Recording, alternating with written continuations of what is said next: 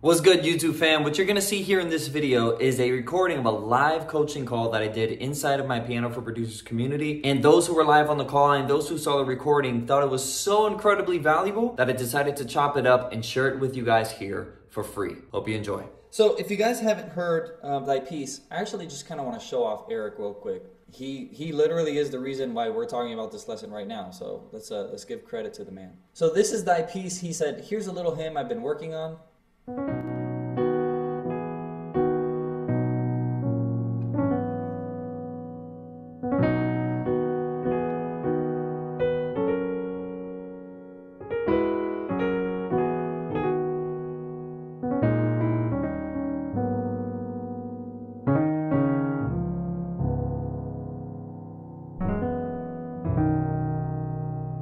Isn't that beautiful? You guys dig that?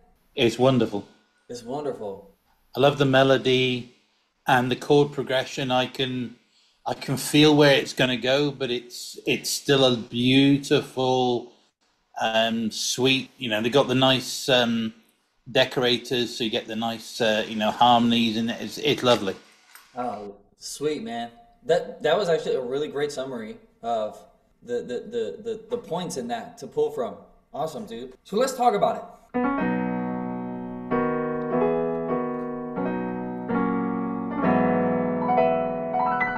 Can you guys hear that well? So yeah, let's just talk about it chunk by chunk, because there's a lot to pull from this, and I'm not necessarily going to go deep into the specific, because it's a very specific arrangement. I'll link you guys to the specific tutorial, because I believe it was the guy who wrote it, dissected it. I'm not going to talk about the specific arrangement. I'll more so talk about conceptually what's happening here, because we can take those pieces. Let's talk about this first part. So here's our melody.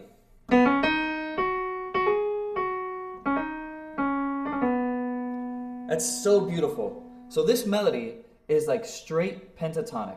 Pentatonic, I like to think about as the butter scale. It's the butter notes, it's the money notes. It's just like, you play them and you will sound freaking cool. Like, and it not only will you sound cool, but like it's going to sound good, right? Over any chord. Like all of these notes are consonant. None of them are dissonant. So you just gotta feel like where to place them. And the more you mess around with the scale, you kind of get that intuitive feeling. But the pentatonic scale is 1, 2, 3, 5, and 6 of the major scale. So we skip the 4th and we skip the 7th. This happens to be in the key of B major. So we have, so here's B major for those of you guys who don't.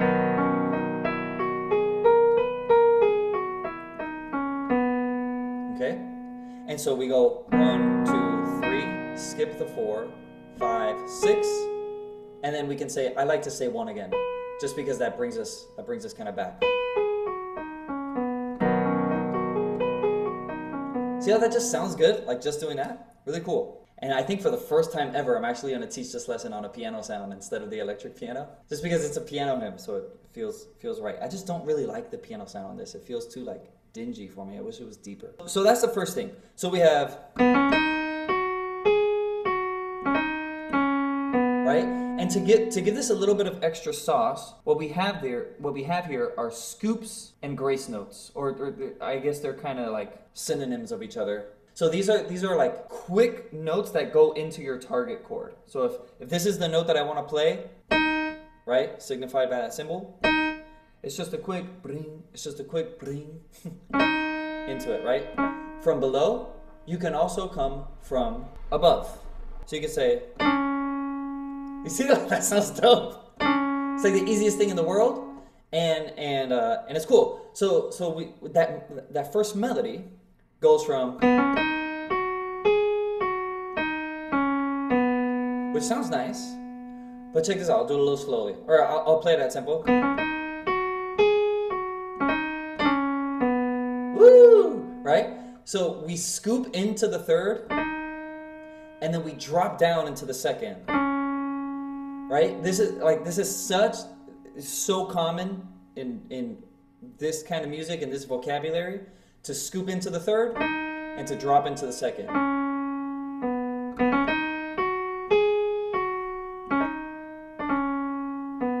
Right? And then with those chords on the bottom, what is it?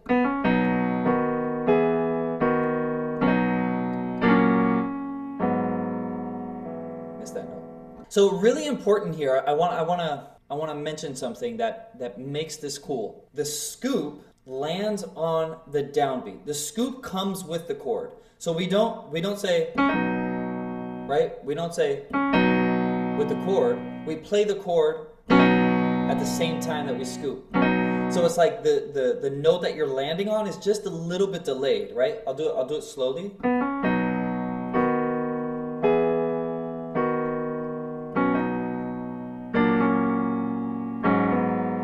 You see, that's really slow, but that gives it that feeling.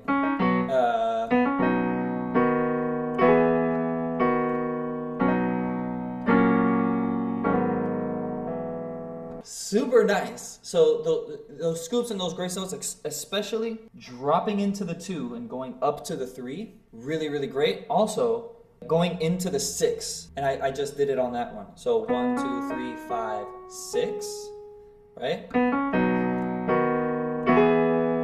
Instead of, which is cool. Like, you don't want to do it every time. You want to go by feeling, but.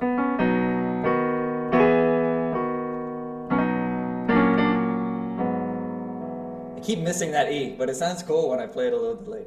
Now, another decorative piece here. I've talked about this before, and I talked about it like maybe a month ago now, 3 lessons ago or so on these inner circle calls. The ambient voicing. So I use this as a decorative piece to decorate this landing. So we have.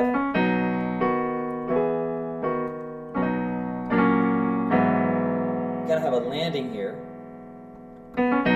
before the phrase begins again, okay? To kind of give it some shimmy, some shimmer.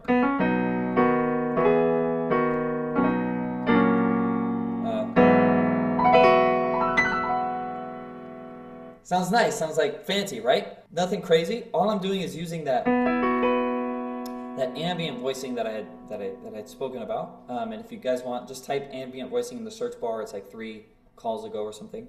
The coaching calls. It's 1, 4, 5, 1. So instead of, you know, a regular triad and root position, 1, 3, 5, 1, we play 1, 4. And it's just like, it has this suspended vibe, right? This feathery vibe. And we could just take that in the different octaves. And to add, you know, one more note to it, I can play so that it gives me a little bit more. Right, just like add the F sharp at the bottom, or maybe add the E. Ah, that's a nice one. Right, so I'll kind of decorate that really slowly, so you can see like when I come up here, I'm just using those notes. So.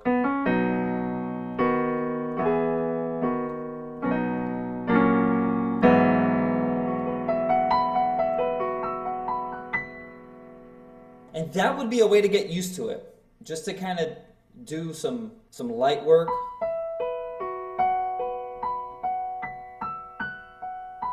Right? The way to start finding this, guys, by the way, any questions, feel free to just interrupt me, unmute yourself, and be like, yo, explain that again. Whatever it is, just feel free to, because you know me, I'm just going to keep going if you don't say anything.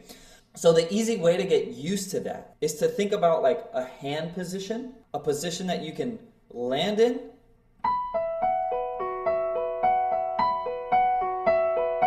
and have fun with.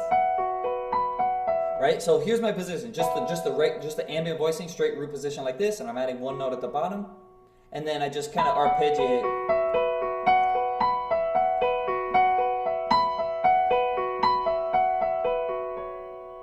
You know what I mean? So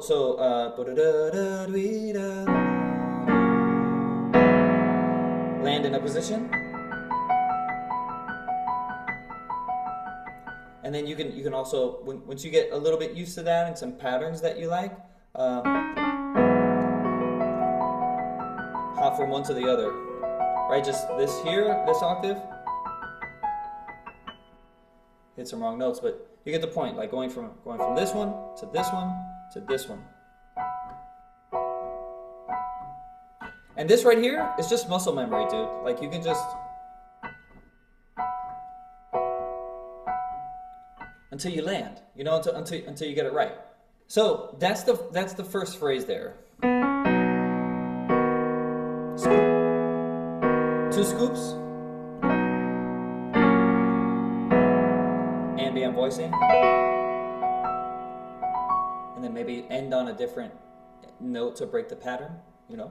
So let's move on to the next part. So we have right? That's boom. Second phrase, this is really important here. This is from a writing perspective, so I'm gonna write this down.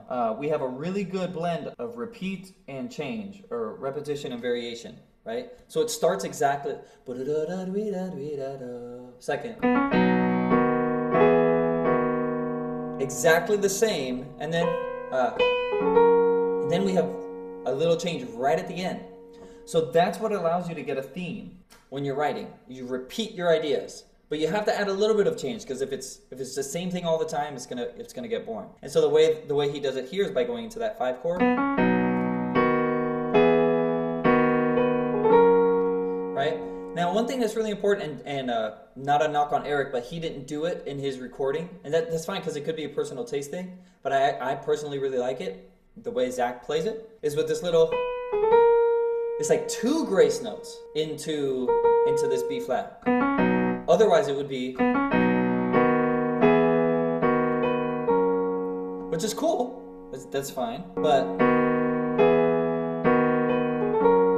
that kind of sounds nice. There's something about that it gives it a little extra decoration. I'm sure there's like a technical name for this, but I'm like self-taught in piano, so I don't really know what the name is. So I'm just gonna call it 2 grace notes, right? It's 2 grace notes on this guy. Right? Boom, boom. And there's another place in this arrangement that happens. So now it might be a little bit difficult for you to grab that. Now there's a difference between this one and the other one. It's very small, but I just want to mark it real quick. This one doesn't go as the first grace note did, right? So the first grace note, we hit it with the chord, and that sounds cool. This one, we play the grace notes, and then we play the chord with the target note. Just because it's more involved. And if I play it at the same time, it sounds wrong. Right? So,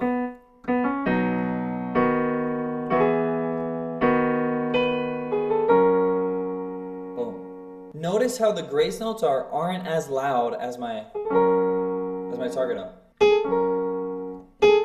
That sounds bad. We want to give that like a little bit of a, I know I'm getting really granular here, but it's kind of these small things, these small details that make it lovely. Say, Bruce, yeah, could you just write out the chord progression? I can do that.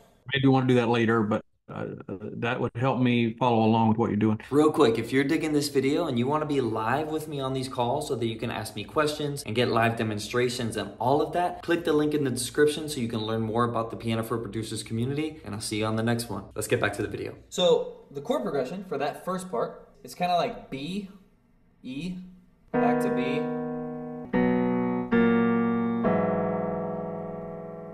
Yeah, so this is like B, F sharp over A sharp. It's like a walk down. And then we go to E over G sharp. So this is why this part sounds really cool, because we have these inversions. B, walk down. If we were to take the melody out, that's kind of what's happening here.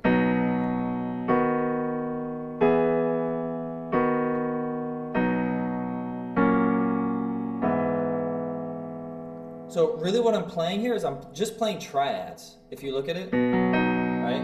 B, D sharp, F sharp. 1, 3, 5. 1, 3, 5. 1, 3, 5. 1, 3, 5. 1, 3, 5. 1, 3, 5. 1, 3, 5. I know that may not be exactly clear right now, but if you go back in this recording and you slow it down and you follow along, you'll be able to see that. It's just triads, but they're broken up. You know, I'm not going like that. I'm not going like that. I am playing those same notes, but they're just spread out. So that's what the chord progression is there. And then the second one does the same thing, but then it goes to F sharp. It goes to the 5.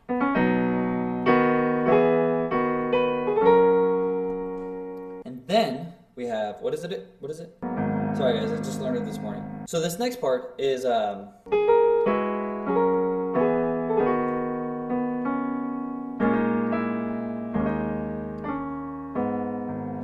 That's it. Okay, cool. So this next part is really cool because we have a really cool part in this progression. Oh, really quick, I want to mention something about the melody before we get to that part. So here's the melody here. So really what we have in this part of the melody, it's really just 1, 7, 6, 5. We just walk down from the 1 to the 5. But those scoops give it like just really nice life. 1 scoop, scoop, and then what we call a turn into the 5. You just kind of turn down into that note. So if we have 6 and then 5, that's what the contour of the melody looks like. And you can do this from any note. So if I was in C major, right, and I wanted to go,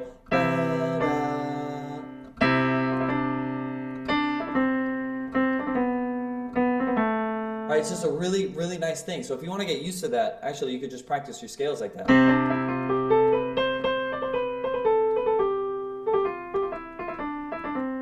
It's cool. You see, it's a cool little melodic device. So these decorations really make this sound good.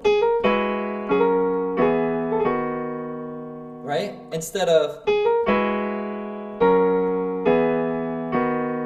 like that. That sounds a little boring in comparison. And then we have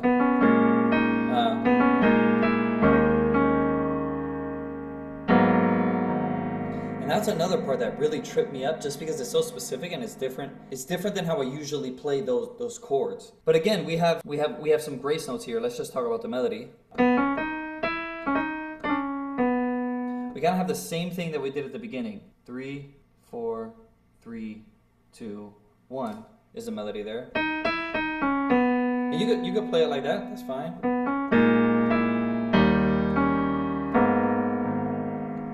That's nice.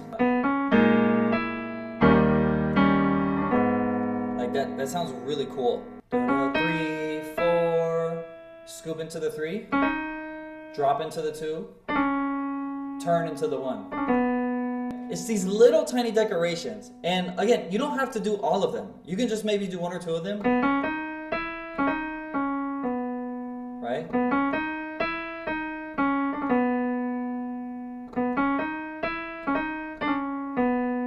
Doesn't like these little decorations can be changed or whatever. I'm just kind of writing down maybe one way that we can think about doing it. And you notice I do it a little bit different each time because it just depends on the feel and the whatever. So what's happening here with the progression is we have a 2-5-1, B flat minor, E flat 7, A flat minor. I'm sorry, B flat half diminished. So this is a minor 2-5-1, right? If we were to say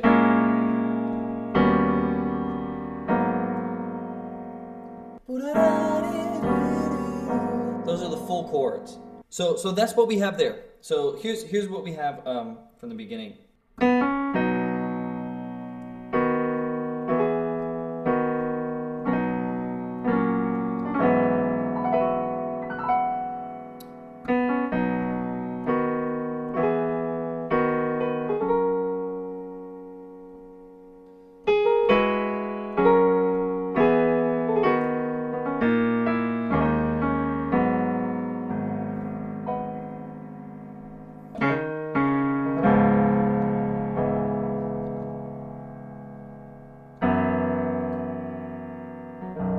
That's it. So let's talk about this ending because the ending is really, really nice. Right?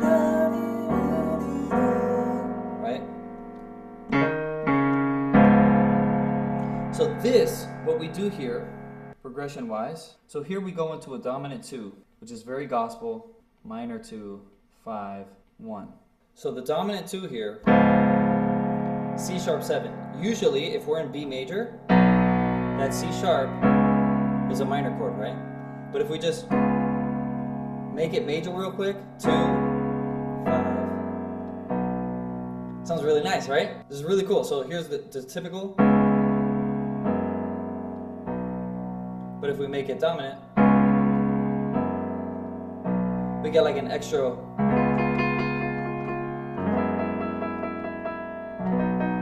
we get that extra half step motion in there, which makes it super cool.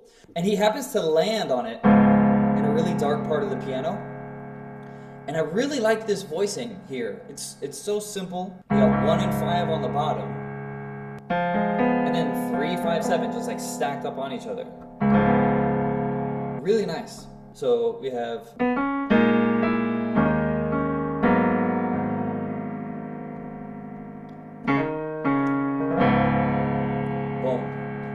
And he kind of plays this melody right before hitting that chord.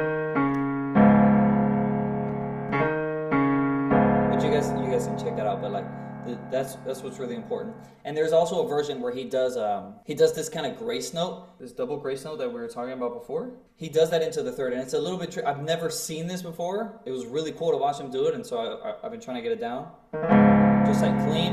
I messed it up a couple times here on this call, right, where he kind of into this F, because that's the note, right? That's the note that's out of the key. F is the note that makes this. So in order to, right? If you want to kind of scoop into it, you can do it like that. That's kind of tricky. I guess you could do it like that. But the way that he did it, which I really like, and I'm gonna follow him because he's better than me. Hit it with your thumb, slide it to the E, and then you get this shape. And I feel like that's easier than trying to cross. Yeah, it's really nice. This takes a little practice. By the way, if you're like at a beginner stage, don't be messing with like too many inflections and trying to nail the inflections. Try to actually just nail the.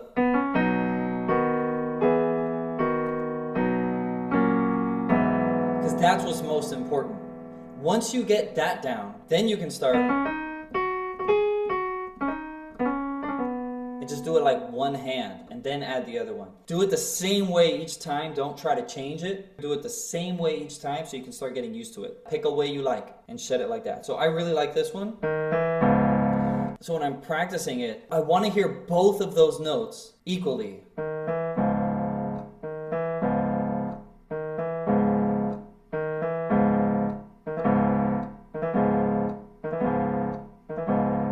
Right? I want to really get that down so that it sounds lovely. And then also getting it in context. Cool. So little side note on that. So he hits that dominant 2, immediately makes it minor by just flatting the 3rd, just to a regular one, and then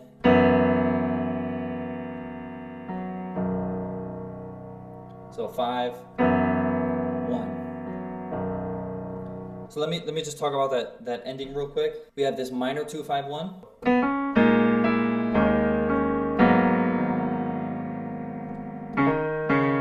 Dominant 2. 5, 1. Really nice. So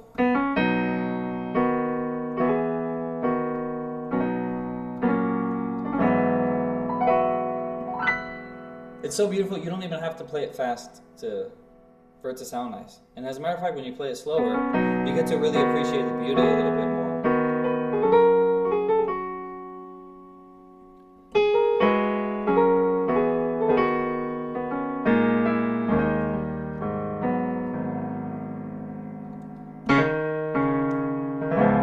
I did it the other way.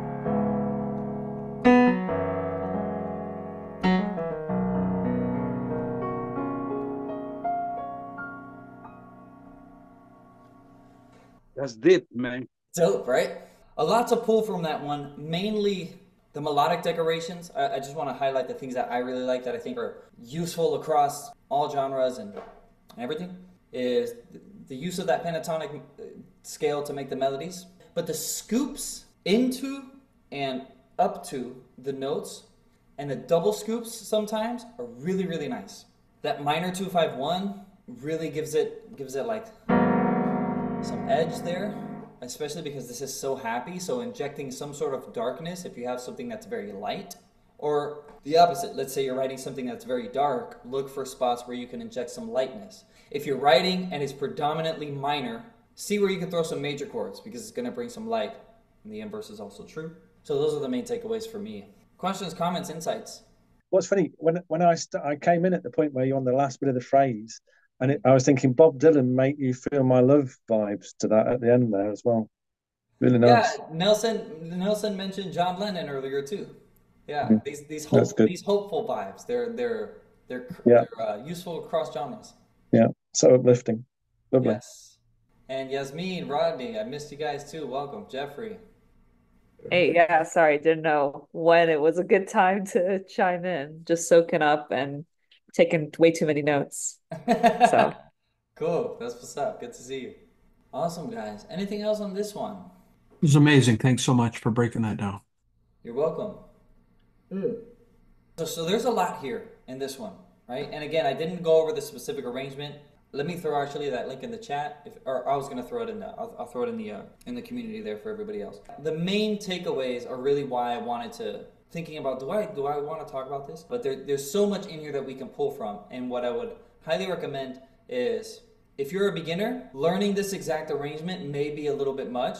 I don't want to discourage you from attacking it, but know that if you start, it's deceptively difficult. And you may be like, man, I can't get this feel right just because your fingers feel clunky, or like, so don't feel bad if you're sucking hard when you're trying to learn this. Okay, this is going to be one of those things if you're a beginner. If you're a little bit more advanced or like intermediate, I feel like this is going to be a meaty challenge. If you like it, right? If you like it and if you feel like you want to take it on, cool. This is going to be a meaty challenge for you. Outside of the specific arrangement, if you don't want to learn the specific arrangement, you totally don't need to. Here's what I recommend that you take from this lesson. These conceptual things, right? Like grace notes, the way that I use the ambient voicing from a writing perspective, repetition and variation, this minor 2-5-1, and using that dominant 2. Pick one of these things and just start exploring, right? So for example, if it's the grace notes that you like, maybe you can take a simple melody like Twinkle Twinkle, right? And see how you can like use some of the grace notes and stuff to make it a little more saucy. Because that's what they do. Essentially, don't try to tackle all at once. Pick one thing that you like and just dive deep into that. Really explore that one thing. And that's how you're gonna get some of these fruits.